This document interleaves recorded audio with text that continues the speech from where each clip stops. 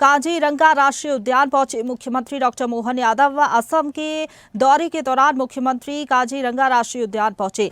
मुख्यमंत्री ने हाथियों को गन्ना खिलाया। इंटरैक्टिव सेशन में हिस्सा लेंगे मुख्यमंत्री। उससे पहले राष्ट्रीय उद्यान पहुंचे।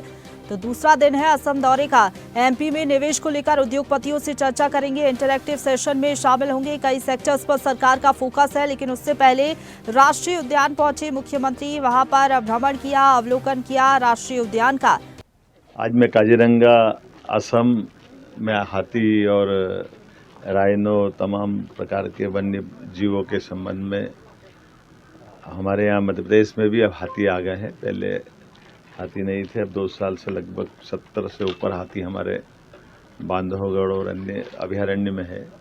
ऐसे में जान माल की रक्षा के साथ साथ हाथी के जीवन की रक्षा करने के लिए भी काजीरंगा बहुत आदर्श अभयारण्य है। मैं अपने अधिकारियों के साथ भी यहाँ आया हूँ और मुझे देख के अच्छा लगा। प्रबंधन बहुत बढ़िया है। यहाँ से कई सारी चीज़ें सीखेंगे। कुछ हमारे यहाँ के भी वन्य जीवों को यहाँ हम एक्सचेंज के लिए भी मैं सीएम से बात करूँगा, माननीय हेमंत बिश्वा शर्मा जी से, और उम्मीद करेंगे कि यशस्वी प्रधानमंत्री के नेतृत्व में सभी प्रकार के अभयारण्य पूरे देश के बहुत अच्छे से हमारे वन्य जीवों की भी रक्षा हो। लोगों की जिज्ञासा जिनको रहती जानकारी चाहिए उनको जानकारी भी मिले, और सभी प्रकार से पर्यटन के क्षेत्र में बढ़ावा देते हुए दुनिया के अंदर हमारी भारत की अच्छाइयों को, हमारे वन्य जीवों के साथ सहअस्तित्व की भावना को लोग देखें, समझे, जाने। मैं अपनी ओर से असम और पूरे देशवासियों को बधाई देना चाहूँगा। काजीरंगा बहुत समृद्ध है, खास करके राइनो को लेकर के। यहाँ 3000 से ज़्यादा राइनो है, गैंडे हैं जो सिंगल सींग वाले, और उसी प्रकार से जंगली भैंसे भी बहुत अच्छे हैं, बफेलो बहुत समृद्ध है। हमारे यहाँ गोर है बांधवगढ़ में, और हम उम्मीद करेंगे घड़ियाल भी है। आपस में वन्य जीवों को अदला बदली करते हुए सभी जंगलों में कोशिश करेंगे अच्छे से अच्छे प्रकार के सब जल जीव, वन्य जीव सभी रहे। मेरी अपनी ओर से प्रधानमंत्री जी भी आए थे। उनके आने से तो हमको और ऊर्जा मिलती है। उनकी प्रेरणा से ही हम सारे कामों को करते हैं। प्रधानमंत्री जी का मैं आभार भी मानता हूँ, और हमारी सरकार प्रधानमंत्री जी के आशीर्वाद से लगातार ऐसे अच्छे और इसी खबर पर ज्यादा बातचीत के लिए सीधा रुक करेंगे। News head digital Aniruddh Sonu ने हमारे साथ लाइव जुड़ गए हैं। अनिरुद्ध, काजीरंगा राष्ट्रीय उद्यान मुख्यमंत्री सबसे पहले पहुंचे इंटरैक्टिव सेशन में शामिल होने से पहले, क्योंकि मध्य प्रदेश में भी हम देखते हैं वन्य जीवों के संरक्षण के लिए लगातार मोहन सरकार प्रयास कर रही है, और मुख्यमंत्री यहाँ पर पहुंचे, उन्होंने भ्रमण किया, व्यवस्थाएं भी देखी कैसी व्यवस्थाएं हैं, और ये भी उन्होंने कहा कि वो इस पर भी विचार करेंगे, बात करेंगे कि जो वन्य जीव हैं की अदला बदली को लेकर भी क्या लग रहा है आने वाले समय में इसको लेकर भी बातचीत संभव है? जी बिल्कुल, डॉक्टर मोहन यादव अपने असम के दौरे पे हैं। हालांकि ये दौरा प्रमुख रूप से जो है वो बिजनेस अपॉर्चुनिटी बढ़ाने के लिए है, इंटरैक्टिव सेशन में उद्योगपतियों से मिलने के लिए। लेकिन डॉक्टर मोहन यादव ने आज ही कामाख्या देवी का जो प्रसिद्ध मंदिर है वहाँ पे भी दर्शन किए और प्रदेश की और देश की सुख समृद्धि के लिए कामना की। इसके बाद वे काजीरंगा नेशनल पार्क और टाइगर रिजर्व पहुँचे थे, और ये वही राष्ट्रीय उद्यान है जो कि प्रधानमंत्री नरेंद्र मोदी को भी बहुत पसंद है। जब भी असम के दौरे पे रहते हैं तो काजीरंगा नेशनल पार्क और टाइगर रिजर्व जरूर जाते हैं। और जहाँ तक बात करें तो आज मुख्यमंत्री डॉक्टर मोहन यादव काजीरंगा पहुंचे थे। उन्होंने वहां पे सबसे पहले हाथियों के बारे में जाके हाथियों को देखा। हाथियों का जो प्रबंधन है उसके लिए काजीरंगा नेशनल पार्क पूरे देश में, दुनिया में प्रसिद्ध है। तो मध्य प्रदेश में भी बांधवगढ़ टाइगर रिजर्व में काफ़ी संख्या में हाथी हैं। इसके अलावा भी टाइगर रिजर्व में वहाँ भी हाथी हैं। तो डॉक्टर मोहन यादव ने काजीरंगा में हाथियों के प्रबंधन को देखा। इसके अलावा एक अजगर को भी उन्होंने पाथन को छोड़ा, जंगल में आज़ाद करवाया, और लगातार वो काजीरंगा जो कि राइनो यानी गैंडे के लिए बहुत प्रसिद्ध है, लगभग 3000 के करीब राइनो वहाँ पे मौजूद हैं। और काजीरंगा नेशनल पार्क की बात करें तो लगभग 400 एकड़ से ज़्यादा, 400 किलोमीटर से ज़्यादा फैला हुआ इसका पूरा पार्क का परिसर है, पार्क है पूरा। तो मुख्यमंत्री लगभग 1 घंटे से ज़्यादा समय तक काजीरंगा नेशनल पार्क में रहे। उन्होंने हाथियों के प्रबंधन को समझा, राइनो के बारे में जानकारी ली पार्क प्रबंधन के लोगों से, अधिकारियों से, और इसके अलावा उन्होंने स्पष्ट कर दिया कि वे असम के मुख्यमंत्री हेमंत बिस्वा शर्मा से चर्चा करेंगे कि एनिमल एक्सचेंज प्रोग्राम के तहत भोपाल या मध्य प्रदेश से कौन सा वन्य जीव असम भेजा जा सकता है और कौन सा वन्य जीव असम या कांजीरंगा से मध्य प्रदेश आ सकता है। और पिछले एक हफ्ते में मध्य प्रदेश के मुख्यमंत्री डॉक्टर मोहन यादव का यह दूसरा किसी नेशनल पार्क का दौरा था। कुछ दिन पहले ही वे भोपाल के वन विहार नेशनल पार्क पहुंचे थे वन्य जीव सप्ताह का शुभारंभ करने, और इसके बाद आज वे कांजीरंगा नेशनल पार्क आसाम पहुंचे थे। बिल्कुल। और अगर बात करें मुख्य रूप से अनिरुद्ध, तो सबसे ज़्यादा महत्वपूर्ण जिस तरीके से आप बता रहे हैं कि इंटरैक्टिव सेशन सत्र है जिसमें मुख्यमंत्री खुद उद्योगपतियों को बताएंगे कि मध्य प्रदेश जो है निवेश का बेहतर माहौल उद्योगपतियों को देगा। किन सेक्टर्स पर आज सबसे ज़्यादा फोकस रहने वाला है मुख्यमंत्री की तरफ से? कौन कौन से बड़े उद्योगपतियों से मुलाकात मुख्यमंत्री की होने वाली है, क्योंकि भूटान से भी प्रतिनिधि पहुंचेंगे? ये भी बताया जा रहा है कि न सिर्फ असम बल्कि कोलकाता और दूसरे राज्यों से भी कुछ उद्योगपति पहुंचने वाले हैं।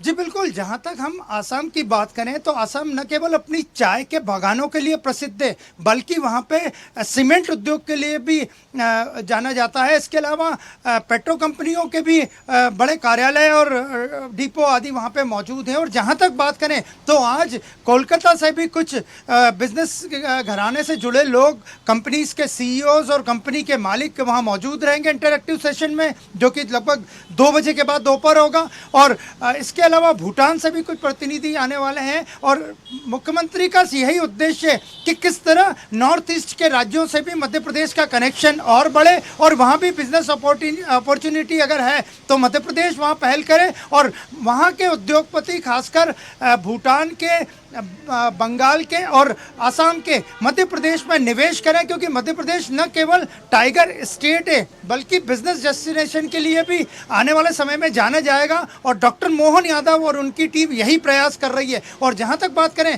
तो कांजीरंगा जाके मुख्यमंत्री ने संदेश दे दिया है कि जिस तरह राइनो के लिए और हाथियों के प्रबंधन के लिए कांजीरंगा नेशनल पार्क जाना जाता है, इसी तरह मध्य प्रदेश भी पूरे देश में, दुनिया में टाइगर स्टेट के रूप में जाना जाता है। और भारत में सबसे ज़्यादा अगर टाइगर्स कहीं हैं 780 से ज़्यादा तो वो मध्य प्रदेश में है। बिल्कुल, आप बने रहिए हमारे साथ। अनिरुद्ध, हमारे साथ लघु उद्योग भारती एमपी से मीडिया प्रभारी प्रवीण चित्रांश जी जुड़ गए हैं। प्रवीण जी, बहुत स्वागत है आपका स्वदेश न्यूज़ पर। मुख्यमंत्री असम के दौरे पर हैं, नॉर्थ ईस्ट पर फोकस है सरकार का, कई सेक्टर्स पर फोकस है, चाहे हम पेट्रोकेमिकल की बात करें, रिन्यूएबल एनर्जी की बात करें और भी अगर फार्मा सेक्टर पर भी फोकस है। क्या लग रहा है मुख्यमंत्री का ये जो दौरा है कितना महत्वपूर्ण लग रहा है और निवेश ज़्यादा से ज़्यादा लाने की कोशिश है सरकार की? कितना लग रहा है कि मध्य प्रदेश में बदलाव देखने को मिलेगा इस दौरे के जरिए और इन्वेस्टमेंट आ सकेगा? मुख्यमंत्री मोहन यादव जी ने जब से मध्य प्रदेश की बागडोर अपने हाथ में ली है, वो मध्य प्रदेश कैसे आगे बढ़े और उद्योग के क्षेत्र में प्रदेश कैसे आगे बढ़े और प्रदेश के युवाओं को रोजगार कैसे मिले, प्रदेश के हर हाथ को काम कैसे मिले, इस पर मुख्यमंत्री लगातार प्रयास कर रहे हैं। और इसी तारतम्य में मुख्यमंत्री जी ना नॉर्थ ईस्ट में पहुंचे, वहाँ पे सीमेंट के बड़े बड़े उद्योगपति हैं और जिसका रॉ मटेरियल मध्य प्रदेश में अच्छी खासी मात्रा में उपलब्ध है ना। फूड इंडस्ट्री का मध्य प्रदेश के अंदर बहुत बड़ा एक बाजार है। और सबसे बड़ी बात क्या है, मध्य प्रदेश को लेकर हम बात करते हैं, मध्य प्रदेश लैंड बैंक और लेबर बैंक है। यहाँ पे लेबर मजदूर भी बहुत सस्ते हैं और यहाँ पे जमीन की कोई कमी नहीं है। तो इस कारण जो पूर्वोत्तर राज्य है उन राज्यों में क्या है कि अब फूड का अच्छा काम है, सीमेंट का सेक्टर में बड़े बड़े उद्योगपति हैं। अच्छा, पूर्वोत्तर से लगे हुए जो पश्चिम बंगाल भी है और अन्य जो एक पड़ोसी राज्य है भूटान के भी कुछ उद्योगपति हैं, उनसे भी मुख्यमंत्री मिल रहे हैं। और मुख्यमंत्री मध्य प्रदेश में जो संभावना है उस संभावनाओं पर सभी क्षेत्रों में, चाहे पूर्वोत्तर राज्य हो, चाहे भारत के दक्षिण के राज्य हो, चाहे महाराष्ट्र हो, चाहे मुंबई हो, चाहे कोलकाता हो, बेंगलुरु हो, मतलब मुख्यमंत्री कहीं भी कसर नहीं छोड़ रहे हैं।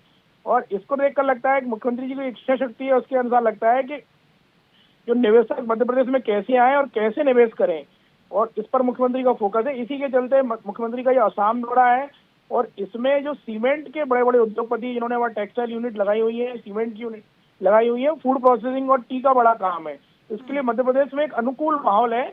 इसका जो रॉ मटेरियल है वो मध्य प्रदेश में काफी अच्छी मात्रा में उपलब्ध है और मुझे लगता है कि मुख्यमंत्री का ये दौरा काफी सफल होने वाला है। लघु उद्योग को लेकर आपको क्या संभावनाएं नजर आ रही, क्योंकि सेक्टर्स बहुत ज्यादा है नॉर्थ ईस्ट में जिन पर फोकस है सरकार का, और मुख्य वजह आपको क्या नजर आ रही कि मध्य प्रदेश में लगातार हम देख रहे हैं इन्वेस्टर्स आ रहे हैं, निवेश के अनुकूल जो वातावरण है मध्य प्रदेश में, कह सकते हैं सिंगल विंडो सिस्टम एक ये भी वजह है कि मध्य प्रदेश में लगातार जो बड़े बड़े इन्वेस्टर्स हैं वो रुझान दिखा रहे हैं। ये बातें भी मुख्यमंत्री की तरफ से आज बताई जाएंगी सेशन में। बिल्कुल, मध्य प्रदेश में अनुकूल माहौल है और जो जो कमियां हैं उसको दूरी करने के लिए, लगातार निवेशकों को आकर्षित करने के लिए मुख्यमंत्री देश और प्रदेश में घूम रहे हैं। इसी के तारतम्य में वो अभी नॉर्थ ईस्ट में है। बाकी बात करते हैं हम लघु उद्योग की, तो मध्य प्रदेश में एमएसएमई में 1 लाख से ज्यादा उद्योग पंजीकृत हैं और उन्हीं को बढ़ावा अगर सरकार उन पर ज्यादा फोकस करती है अपने मध्य प्रदेश के अंदर युवाओं को रोजगार देने के लिए, और उन पर अगर लघु उद्योग में ज्यादा फोकस सरकार का होता है, तो मुझे लगता है कि जो रोजगार की और उद्योग की और स्वदेशी की जो एक सोच है वो आगे बढ़ सकती है। और अगर हम बड़े बड़े इन्वेस्टर के साथ साथ में छोटे छोटे इन्वेस्टर को और हमारे राज्य के अंदर ही जो छोटे छोटे उद्योगपति हैं और जो हमारे नए नए एंटरप्रेन्योर हैं उन पर अगर यदि हम फोकस करते हैं तो निश्चित रूप से मुझे लगता है कि मध्य प्रदेश को आगे बढ़ा सकते हैं।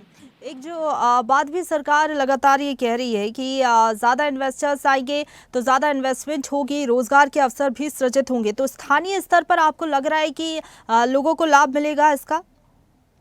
स्थानीय स्तर पर मिलेगा, लेकिन मेरी एक अपनी सोच है। अगर लघु उद्योग भारती की हम बात करें तो लघु उद्योग भारती बढ़ावा देती है कि छोटे छोटे उद्योगों को गली में, शहर में, गांव में, नगरों में, अगर वहाँ की जो स्थानीय जो आवश्यकता है और उनकी पूर्ति, जैसे कि मध्य प्रदेश के बारे में मैंने बताया कि मध्य प्रदेश के अंदर रॉ मटेरियल बड़ी मात्रा में उपलब्ध है और हर क्षेत्र में, चाहे हम ग्वालियर संभाग की बात करते हैं या हम रीवा संभाग की बात करते हैं, मालवा की बात करते हैं, तो सब जगह जिन जिन चीजों की आवश्यकता है वहाँ पर कच्ची मात्रा में माल उपलब्ध है। तो अगर हम लघु उद्योगों को बढ़ावा देते हैं तो मुझे लगता है कि वो जो बड़े बड़े निवेश आते हैं उन निवेशों से छोटे उद्योगों को भी बढ़ावा मिलता है, और जिसकी मध्य प्रदेश में प्रचुर मात्रा में रॉ मटेरियल उपलब्ध है।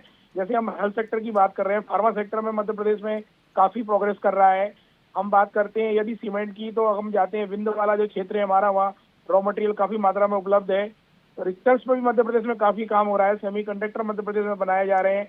तो इस तरीके का, और सबसे बड़ी बात क्या है, किसी भी उद्योग के लिए बात होती है भूमि की और लेबर की। तो मध्य प्रदेश में इनकी बहुतायत में और काफी सस्ती लेबर है और जमीन की भी काफी बहुमात्रा में है यहाँ पर। तो मुझे लगता है कि अगर बड़े उद्योग आएंगे तो बड़े उद्योग से छोटे उद्योग भी फलेंगे फूलेंगे।